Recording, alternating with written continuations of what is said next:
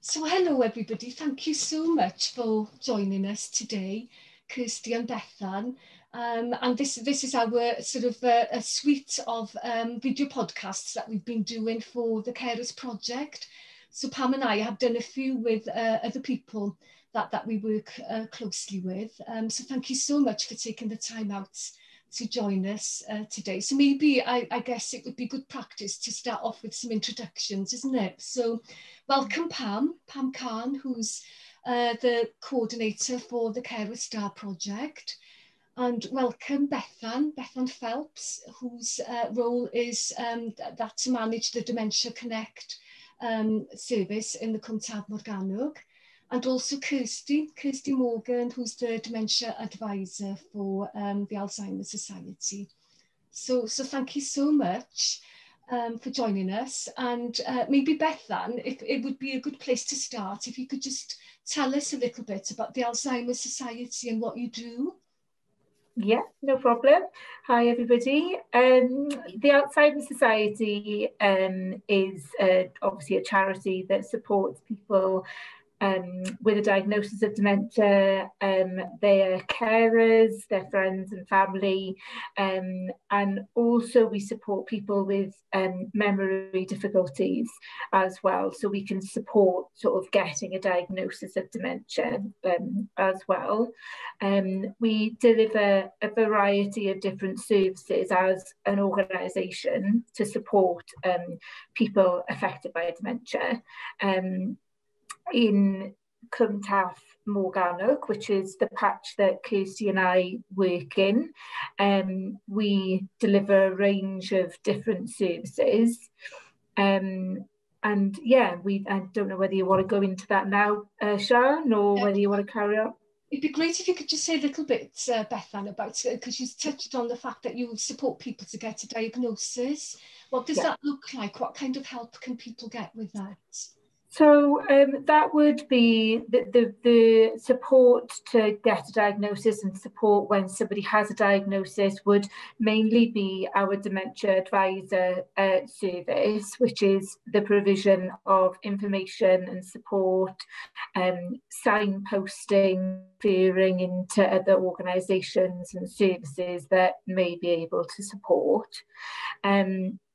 So with regards to getting that diagnosis, it will be liaison with GPs, with the memory clinics, within the local hospitals, and it's also sort of processing the emotions that underpin that as well.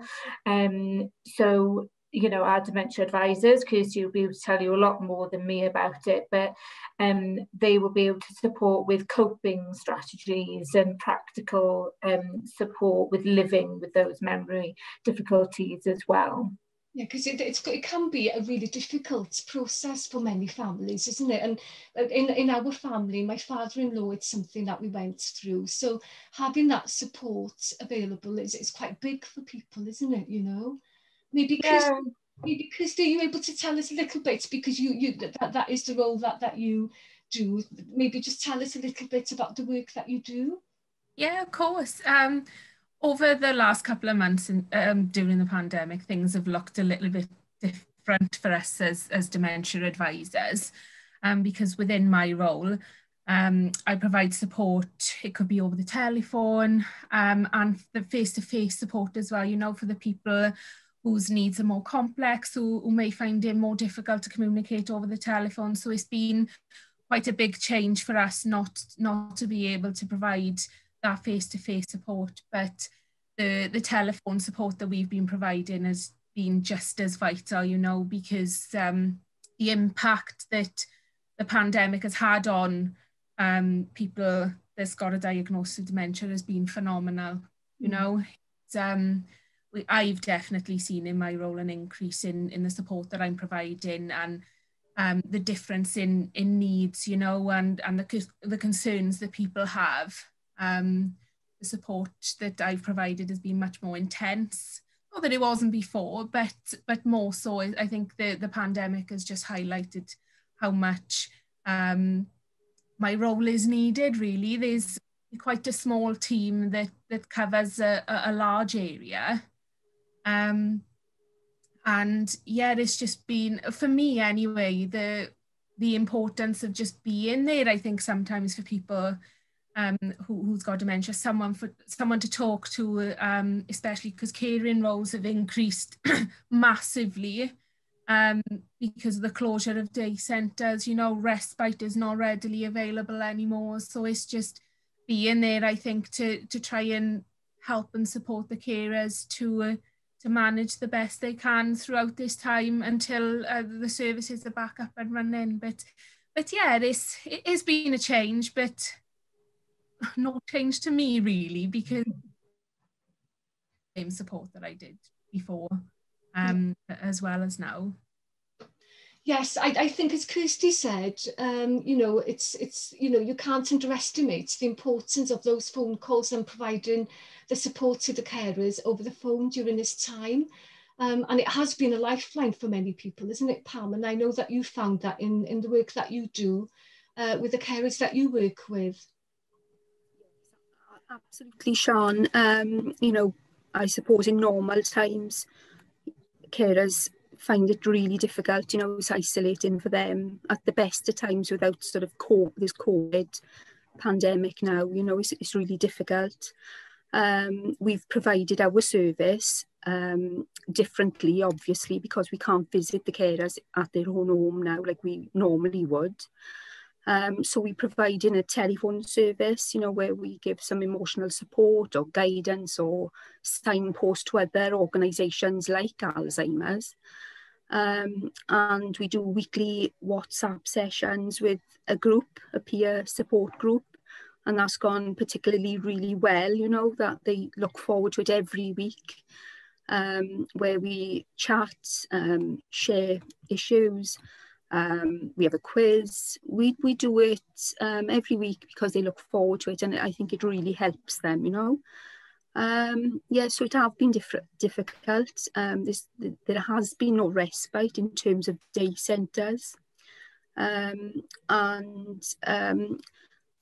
Talking about the Alzheimer's, we sort of work closely together. I'm actually supporting one of the carers that you were supporting currently, because you told me about the fantastic work that you're doing, you know. So I think it was you, she mentioned, Kirsty, you know, that you were supporting her. Yes. So that's lovely, isn't it? You know, we can work together to support carers as much as we can, really. So it's important that we do that. Links as well, Pam, isn't it? Yeah. So, yeah, definitely. Bethan, maybe are you able to share with us a little bit more information in terms of the services that you provide through the Alzheimer's Society? Yeah, absolutely. So as an organisation, we have a large service called Dementia Connect. So Dementia Connect is our service that provides a whole range of sort of information and support to people affected by dementia. It starts with our telephone hub. So we have a telephone number which we can share with you guys to pass on to people. That number, anybody can call Monday to Friday, and they open on the weekends as well. And they will give over the phone support and advice. We've got then our local support. So Kirsty is one of our local dementia advisors. So where somebody wants local information or maybe has slightly more complex needs, and then they will come through to our local dementia advisors. So we also have a number of online services that people can access as well. Talking Point is one of our really popular online services. It's an online forum that people can log into anytime they want. You know, we often get carers, for example, in 1 o'clock in the morning because they can't sleep and they're dealing with some issues at home, and you know, they can get that peer support from the forum. So Dementia Connect is a really fab sort of overarching service delivered by us. Within Cyntaf Morgannwg, we have a couple range of groups that we deliver. Obviously, at the minute, we're not able to do face-to-face, unfortunately. So what we have done is sort of diversified into virtual groups. So we have our Singing for the Brain groups over Zoom. That's in RCT and in Bridgend.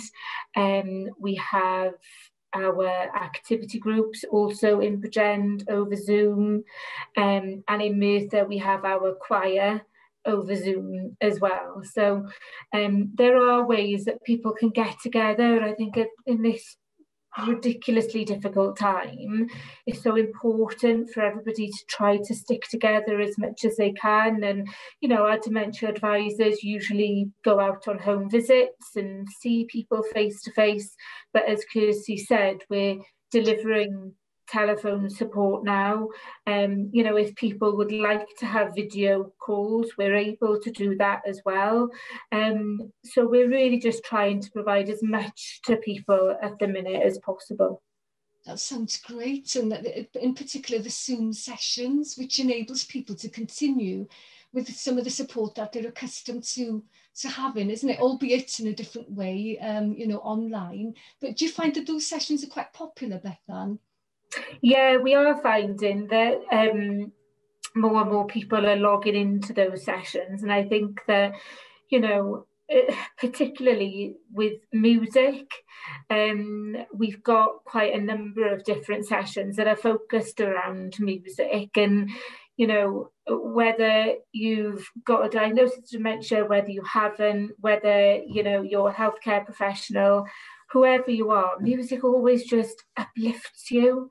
And I've dialed into a few of the sessions and I feel great after it, because you can see everybody on the screen, they're laughing, they're smiling, singing away, and it's just such a positive way to feel part of something and just put a smile on your face, really. Absolutely. So if there's anybody listening who'd be really interested in tapping into that, is it fairly straightforward for them to get in touch with you, Bethan? Yeah, we can share our contact details. If you are interested in specific local groups, then we'll contact you, and one of our team, Alison is our group coordinator, or one of our dementia advisors, Kirsty, or we've got 5 others. They'll give you a call and we can send you over the Zoom link, and you just click on the Zoom link and good to go. That's great. So what we'll do, we'll make sure that we include those contact details attached to this podcast as well, so that people are able to make contact with you. So that's great, thank you.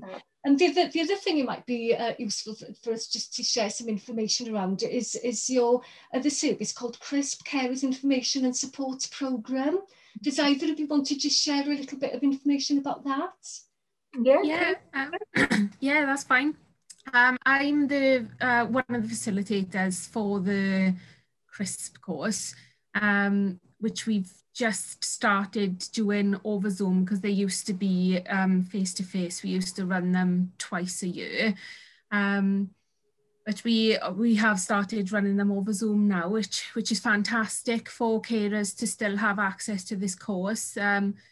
We are running them at different times as well, whereas we were quite restricted with the face-to-face services, where we're in the middle of planning future CRISP sessions, because there's one running at the moment, for afternoon session, an evening session, a weekend session, just so we can reach all carers, you know, because more often than not, we'd invite carers to the course and they'd say, oh, I can't, I'm working, you know, or because of caring responsibilities, excuse me, the time of the course wasn't really appropriate for them. So I think it's fantastic that we've got an opportunity now to be able to reach more carers. As part of the CRISP course, it is specifically for carers of people affected by dementia. And the kind of things that we cover in the course is understanding dementia. So we look at what dementia is, different types of dementia, common symptoms or difficulties somebody may face with a diagnosis of dementia.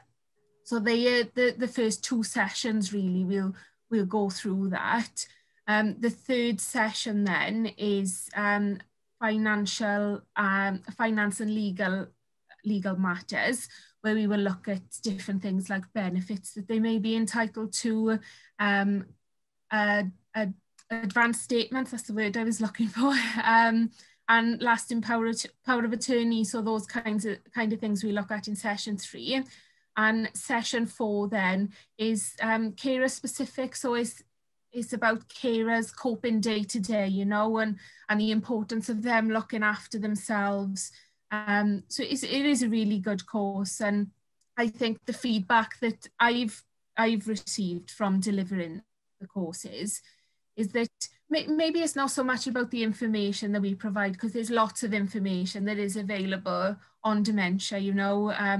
We've got a wide range of fact sheets that are really useful and easy for people to read and understand. So maybe not so much the information, but just being in an environment where they can speak to other carers, somebody that's going through something that they are going through, somebody who understands, you know, and you can see the relief sometimes on some of the carers' faces when they say, oh, so it wasn't just me, you know, I've experienced that. Or just passing over tips. Well, you know, I tried this worked, this didn't work so well, but maybe it's worth giving this a go, because at the end of the day, everybody's an individual.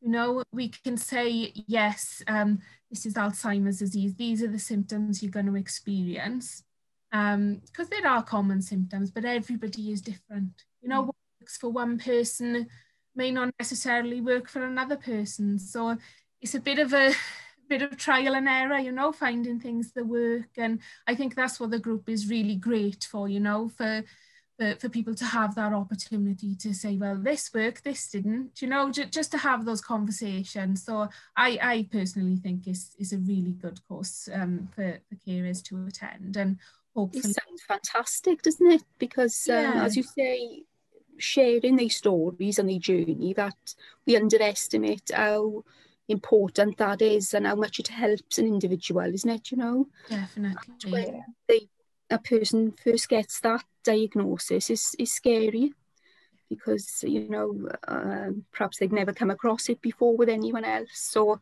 having that sort of service is fantastic, you know. The help must be, you know, phenomenal for people, isn't it, you know? Yeah. It does sound like an amazing programme. And again, if carers are interested in accessing that course, then you know, we'll include the contact details with this podcast so that they can get in touch with you, Kirsty and Bethan. Yeah, of course. Yeah, great. And Kirsty, you referenced, you said that you've got lots of information that's available that people can easily access. Does that mean that information is available online as well? Yes, there's if you go onto our website, or you can put into Google Alzheimer Society fact sheets, there's lots of information. It can be a bit overwhelming, you know, to see the amount of information that we do have. But I think we've been really good at sort of separating things out. So we've got fact sheets for specific things. So, for instance, somebody was having issues with eating and drinking, there's a fact sheet specifically for eating and drinking. Or if it's changes in behaviour, there's a fact sheet that lists some of the common behaviours and ways that carers can support the person that's displaying those behaviours, you know. Yeah, so I always just type in Alzheimer Society fact sheets and the publications list come up then, and you can just have a look at what's applicable. So that's good for people to know as well, isn't it? That information is really easy to access. Yeah. Yeah, that's great. I think we've covered quite a lot in this session, and it would be great, Bethan and Kirsty, if you would come back and do another session with us about the lasting power of attorney, because I know that that's something that's of interest to a good few people, and sometimes it can be a complex thing for people to understand as well. So if you were happy to come back and do another one of these sessions with us next time round around that would be great. Yeah, no problem. Okay, that's lovely. So thank you all so much. And yes, let's, have a good rest of the day. And we look forward to seeing you next time, Kirsty and Bethan. Lovely. Thank you both. Okay, then take care. Bye. And you.